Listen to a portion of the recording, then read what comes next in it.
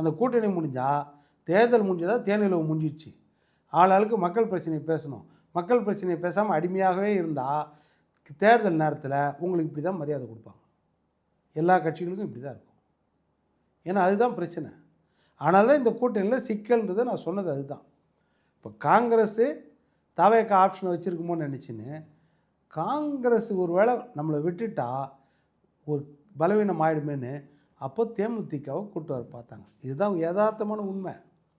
தேமுதிக அந்த கூட்டினவர்களை வந்து காங்கிரஸுக்கு செக் வைக்கிறதுக்கு கூட்டு வந்தார். ஸ்டாலின் அவர்கள் கூட்டு வந்தார் தேமுதிக.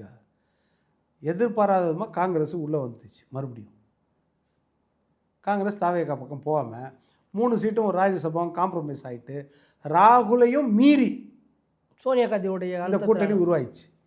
யாரும் இல்லை, ராகுலை மீறிச்சு. அந்த கட்சிக்கு தலைவர் ராகுல் காந்தி தானே சார்? கண்டிப்பாக அதுதானே. இப்போ நீங்கள் கார்கே தலைவர் 1000 தலைவர் இருந்தாலும் கட்சிக்கு மானசீக தலைவர்னால் ராகுல் காந்தி தான்.